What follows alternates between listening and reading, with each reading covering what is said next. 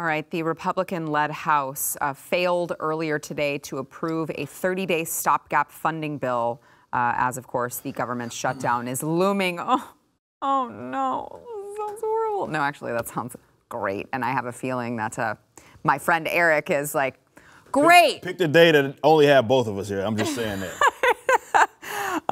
So the government is going to shut down Sunday at 12:01 a.m. if lawmakers do not come to an agreement. Like I said, they failed to pass the stopgap, so they don't even have the 30-day stopgap. And the government spending bill that the House Rules Committee is trying to get through, they cut government spending by about 8%. And they are going to include the H.R. 2 border security bill minus the E-Verify provision, which is BS that they would even consider something without E-Verify.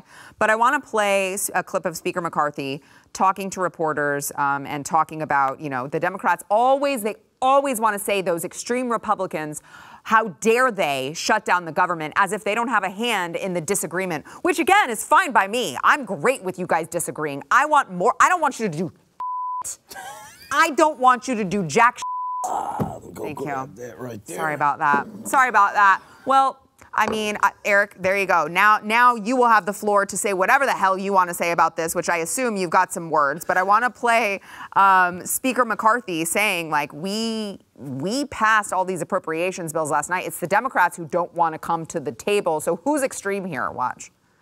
Last night, the House did something none of you sitting here thought we can do. The number of questions I could take from the number of weeks about doing appropriation bills. I told you, don't give up on us, because we're not giving up on the American people. We passed 3 appropriation bills: defense, state, and foreign ops, and homeland security. My biggest question is, I don't understand why the Democrats voted against funding the government. In all, we have 4 appropriation bills done. There's 12 overall to get done.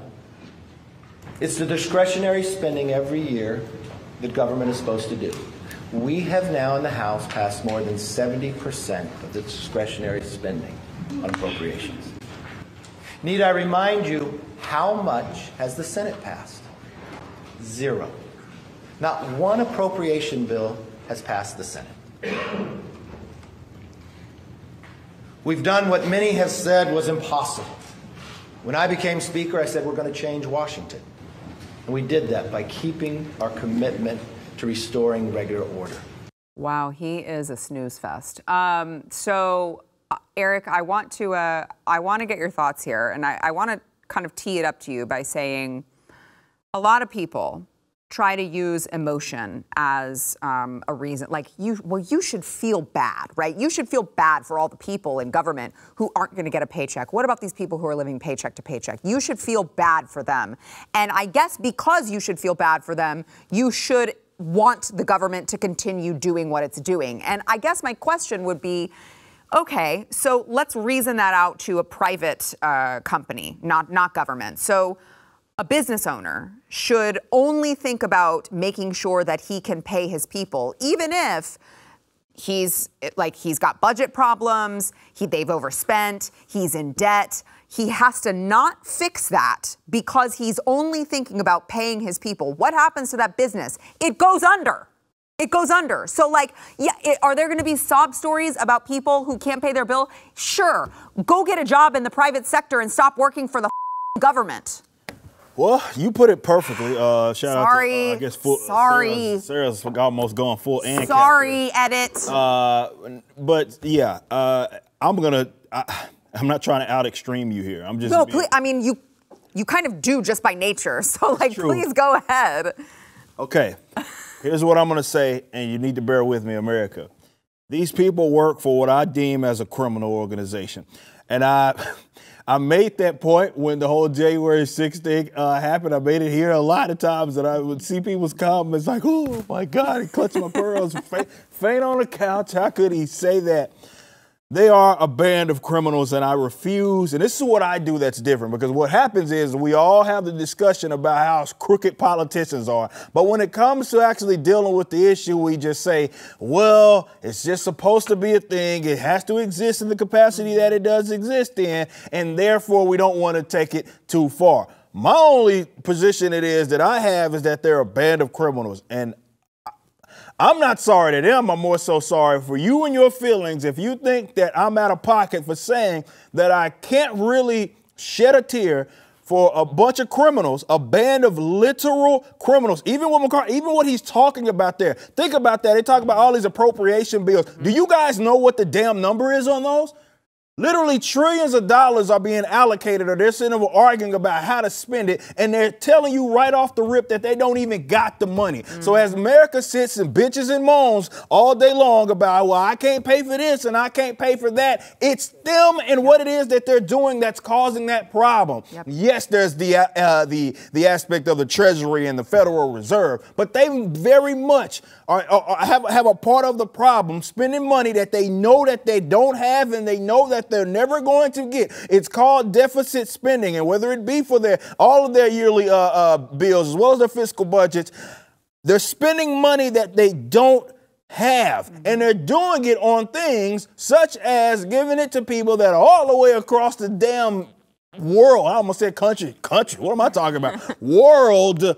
Giving them money that as you got all of this bull crap happening on the streets, people are out on the streets, they don't have jobs, they don't have all the homelessness issues, all of that good stuff, and they're literally pissing your money away. So now we have what I feel is the best case scenario, right? Of what it is that we're dealing with. It's the best case scenario, and that is that the band of criminals can't agree enough to work.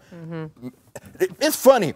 I talk to normies, and I use that term. I'm not trying to use that in an insulting manner. I'm just saying, yeah, people are just red and blue and there's nothing else. I have this conversation with normies a lot, and they look at it like, well, hey, this is supposed to happen. This has to happen. You guys that don't like the government, right? You're the evil, be it, what am I? I don't know what. I'm a Gen 6er. I'm all these other things, even though I'm like, well, I don't know if I'd waste my time doing all that. But never mind that. At the end of the day, band of criminals, best case scenario is them not working. When the normies say that we need them to work, that is simply not the case. The best case scenario, I plead to you, America, don't sit up here and say we need to do it, please make a deal. No. Them not working is the best case scenario, because at least the criminal isn't criminalizing, if you will, the American people. So I'm going to take that all day long. If they out on the streets, so what? Go get a job. A real one. Like a damn real one, instead of mooching off the taxpayers. So, okay, so I know we have to take a break, but I do just to kind of add to your point really quickly here. There's 2 million civilian workers in government across the country. 2 million. How is it possible that we need that many workers? We don't. And to add to that, nearly 60% of them are Department of Defense, Veterans Affairs, and Homeland Security. When was the last time you dealt with any of these agencies and thought, wow, these people are really competent and know what they're doing? Never. Never. And I know I'm talking to you veterans over there who you have to go to the VA. When have you had a good experience at the VA with all those millions of civilian workers who are getting paid to do jack shit? If you like that clip, there is plenty more where that came from. Click the link in the description below to subscribe to the News and Why It Matters YouTube channel to watch the full episode.